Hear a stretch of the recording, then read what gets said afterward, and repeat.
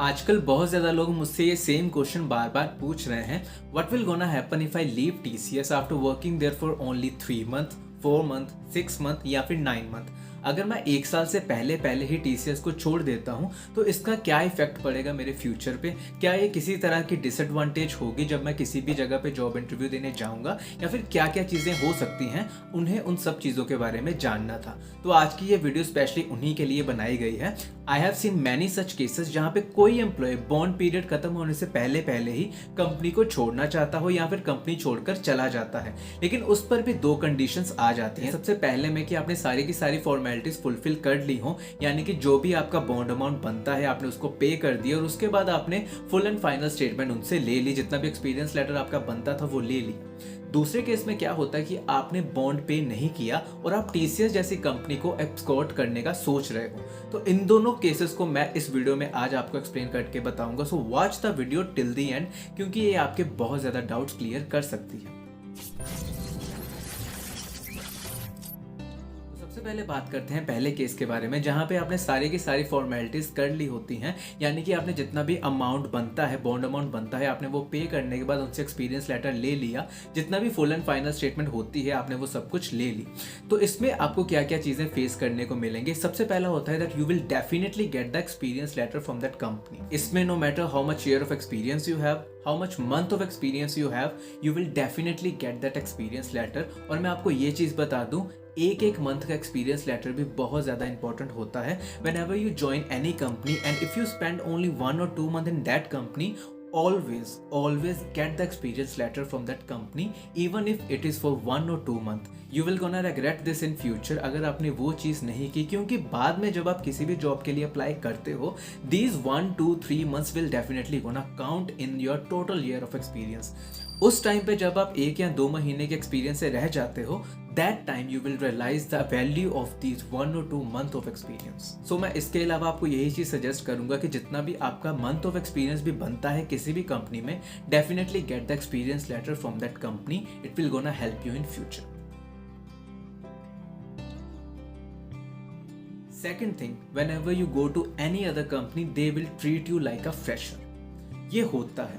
अगर मान लो कि आपको 3, 4 या फिर 6 महीने का एक्सपीरियंस भी है ना, you will still be treated as a fresher. सबको पता है कि जब कोई भी किसी कंपनी में एज अ फ्रेशर जाता है तो इनिशियल के 2-3 महीने तो सिर्फ उनकी ट्रेनिंग में ही चले जाते हैं। उन्होंने उस टाइम पे कोई काम इवेंचुअली नहीं किया होता, और ये सच बात होती है। जब आप भी किसी कंपनी में एज अ फ्रेशर जाओगे, you will definitely gonna realise this thing कि यार इनिशियली कोई काम नहीं होता, आपका सिर्फ वो ट्रेनिंग पीरियड चल रहा होता है जिसमें आप चीज़ें सीखते हो कि कोई चीज़ को किस तरह से करना चाहिए। तो ऐसे में इस एक्सपीरियंस की इतनी ज़्यादा वैल्यू नहीं होती जब आप उसी टाइम पे इंटरव्यूज बाहर देते हो।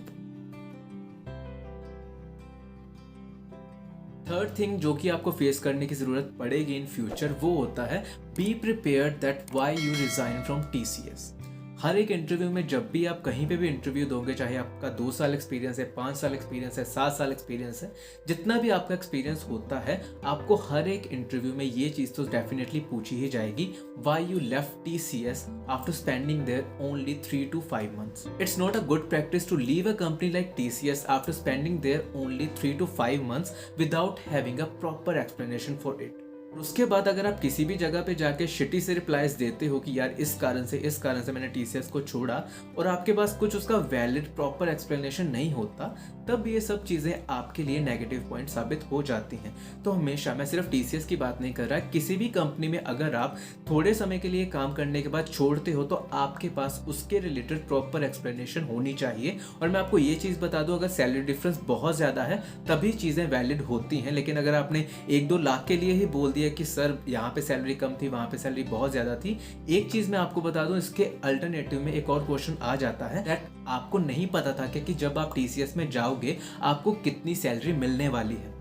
और अगर मान लो कि आपने इसकी एक्सप्लेनेशन भी दे दी कि कम थी, ज़्यादा थी, कुछ भी था, तो फिर वो ये क्वेश्चन भी अराइज कर सकते हैं कि यार अगर आपको हमने हायर कर लिया तो बाद में आपको अगर लगा 1-2 महीने के बाद कि यहाँ पे भी आपकी सैलरी कम हो रही है, तो क्या आप यहाँ से भी 6-7 महीनों के अंदर अंदर ही शिफ्ट कर जाओगे? तो इन सब क्वेश्चन की प्रेपरेशन भी आपको करनी चाहिए, क्योंकि ये सब अगर आप सैलरी के मामले में किसी से डिस्कशन करोगे तो ये सब चीज़ें डेफिनेटली आएंगी ही आएंगी।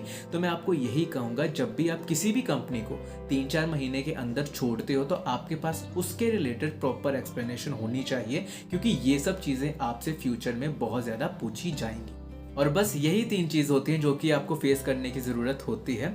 इसके अलावा मैं आपको एक एडवाइस भी देना चाहता हूँ कि it's a very good thing कि अगर आप अपने करियर को लेकर इतना ज़्यादा सोच रहे हो कि मुझे यहाँ पे अच्छी अपॉर्चुनिटी नहीं मिल रही तो मैं कहीं और जाकर अच्छी अपॉर्चुनिटी ढूंढूं।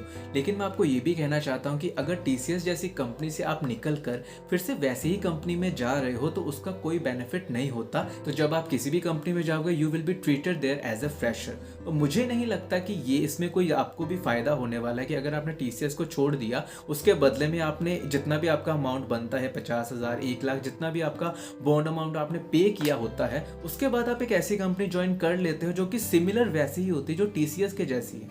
मान लो कि अगर आपने एक्सेंचर ज्वाइन कर ली, इन्फोसिस ज्वाइन कर ली, कॉग्निजेंट ज्वाइन कर ली सेम पैकेज पे, तो उसका कोई बेनिफिट नहीं होता। जैसी जैसी चीज़ें आपको TCS में देखने को उस दौरान मिली थी वैसी ही सारी चीज़ें आपको बाकी सारे बिग सर्विस बेस्ड कंपनीज में देखने को मिलेंगी। हाँ, अगर केस अलग हो, मान लो कि आपका सैलरी डिफरेंस बहुत ज़्यादा हो, TCS में आप निंजा की प्रोफाइल पे जा रहे हो, 3.36 का पैकेज है, और अगर किसी और कंपनी में आप 7-8 LPA के पैकेज पे जा रहे हो, then the scenario is different. तब आप सोच सकते हो कि हाँ, क्योंकि सैलरी डिफरेंस बहुत ज़्यादा है। उसके अलावा अगर आपकी किसी ऐसी कंपनी में हो जाती है जो कि प्रोडक्ट बेस्ड कंपनी, मान लो कि Amazon या फ्लिपकार्ट जैसी कंपनी में प्लेसमेंट हो जाती है, तो भाई सिंपली उस टाइम पे ये सब चीज़ें बहुत अच्छी रहती हैं कि हाँ, उस टाइम पे आपने रिजाइन कर दिया और आप इस ऐसी कंपनी में गए हो जो बहुत ही ज़्यादा अच्छी होती है, उस टाइम पे ये चीज़ें सही रहती हैं।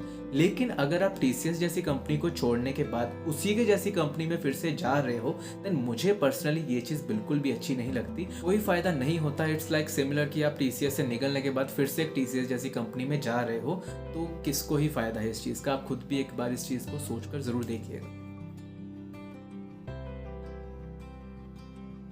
और अब बात करते हैं दूसरे केस के बारे में, जहां पे आपने बॉन्ड अमाउंट पे नहीं किया होता और आप लोग सोच रहे होते हो कि TCS जैसी कंपनी को मैं अब्सकॉर्ड कर कर बाहर निकल जाऊं, यानी कि आप उनको अमाउंट भी पे ना करो और आप वहां पे प्रॉपर 1 साल भी सर्व ना करो। तो उसके बाद आपको क्या क्या चीज़ें फेस करने को मिल सकती हैं, अभी हम उस चीज़ पर बात करेंगे।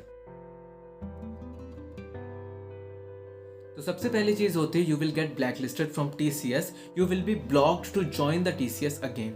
TCS आपको अलो ही नहीं करेगी TCS को फिर से ज्वाइन करने के लिए। वैसे ये सबके लिए ही एप्लीकेबल होता है क्योंकि TCS ने वैसे भी नो रीहायरिंग पॉलिसी चलाई है, लेकिन मैं बाकी कंपनीज के बारे में भी यही चीज़ कहूँगा। अगर आप किसी और कंपनी में भी काम कर रहे हो और अगर आपने ये सब चीज़ें वहाँ पर भी की तो आपको वहाँ पे ब्लॉक कर दिया जाएगा, आप वहाँ पे ब्लैक लिस्ट हो जाते हो, फिर आप इन फ्यूचर कभी भी उस कंपनी को ज्वाइन नहीं कर सकते। दूसरी चीज होती है, it will gonna impact your NSR। जिन लोगों को NSR के बारे में नहीं पता मैं उनको बता दूं, it's a national skill registry. और वेल अगर आप TCS को ज्वाइन करके बैठे हो तो आपको पता ही होगा कि NSR क्या होता है। जब भी आपने TCS को ज्वाइन किया होगा तो सबसे पहली चीज़ यही होती है कि आपको NSR पे जाकर रजिस्टर करना पड़ता है। एक और चीज़ मैं आपको बता दूं कि अगर TCS आपको ब्लैकलिस्ट कर देती है TCS में ज्वाइन करने के लिए, तो कभी कभी ऐसे केसेस भी आ जाते हैं कि NSR के अंडर जितनी भी कंपनीज आती हैं वो सबसे भी आप ब्लॉक हो जाते हो, यानी कि आप किसी भी ऐसी कंपनी में नहीं जा सकते जो भी NSR के अंडर आ रही हो। तो ये भी एक बहुत ही ज़्यादा डेंजरस इफेक्ट पड़ता है अगर आपको किसी भी कंपनी में ब्लैकलिस्ट कर दिया जाता है तो। थर्ड पॉइंट होता है, you can never hide the TCS experience. TCS जब भी आपको ज्वाइन करती है तो उसी टाइम पे आपका UAN नंबर भी जनरेट कर देती है।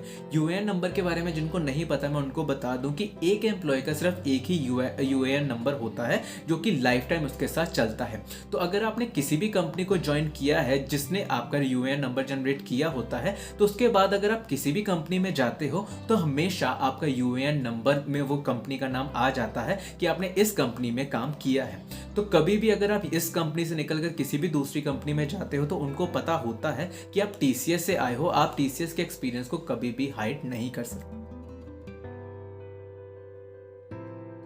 फोर्थ केस होता है TCS can take legal actions against you. उसमें क्या होता है कि मान लो कि अगर आपने TCS को छोड़ दिया और बॉन्ड अमाउंट भी पे नहीं किया और जितना भी बॉन्ड पीरियड होता था उसको भी सर्व नहीं किया, तो उन सब केसेस में क्या होता है, TCS can take legal action against you. वो उसके बाद आपके घर में बार बार वो लेटर भिजवाते रहते हैं जिसपे प्रॉपर एक्सप्लेनेशन होती है कि अगर आपने इतना अमाउंट पे नहीं किया तो क्या क्या चीजें आपके खिलाफ हो सकती हैं। तो TCS can do this things. Fifth point is you will never gonna get experience letter और सर्विस लेटर। अगर आपने TCS को एब्सकॉर्ड कर कर निकल गए तो TCS आपको कभी भी एक्सपीरियंस लेटर नहीं देती अगर आपने वो बॉन्ड अमाउंट पे नहीं किया होता।